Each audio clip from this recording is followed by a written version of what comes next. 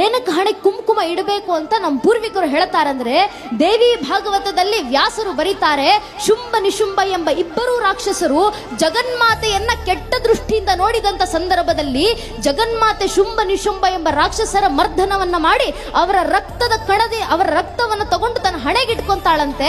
ಅದರ ಪ್ರತೀಕವಾಗಿ ಇವತ್ತಿಗೂ ನಮ್ಮ ಹೆಣ್ಣು ಮಕ್ಕಳು ಹಣೆ ಕುಂಕುಮ ಇಟ್ಕೊಂತಾರೆ. ಏನಕ್ಕೆ ಅಂದ್ರೆ ಎದುರಿಗೆ ಬರುವಂತ ಗಂಡಸಿಗೆ ಎಚ್ಚರಿಕೆಯನ್ನ ನೀಡಲಿಕ್ಕೆ, ಒಂದು ನೀನು ನನ್ನ ಜಗನ್ಮಾತೆಯ ಸ್ಥಾನದಲ್ಲಿ ತಾಯಿ ಸ್ಥಾನದಲ್ಲಿಟ್ಟು ಗೌರವಿಸು. ಅಕಸ್ಮಾತ್ ಕೆಟ್ಟ ದೃಷ್ಟಿಯಿಂದ ನೋಡಿದ್ರೆ ಶುಂಭ ನಿಶುಂಭರಿಗಾದಂತ ಪರಿಸ್ಥಿತಿಯೇ ನಿನಗೂ ಬರೋದು ಅಂತ ಎಚ್ಚರಿಕೆಯನ್ನು ನೀಡಲಿಕ್ಕೆ ಕ್ಷತ್ರಿಯ ಪರಂಪರೆಯ ಪ್ರತೀಕವಾಗಿ ಹಣೆ ಕುಂಕುಮ ಇಡಬೇಕು ಅಂತ ನಮ್ಮ ಪೂರ್ವಿಕರು ನಮಗೆ ಹೇಳಿಕೊಟ್ಟಿದ್ರು.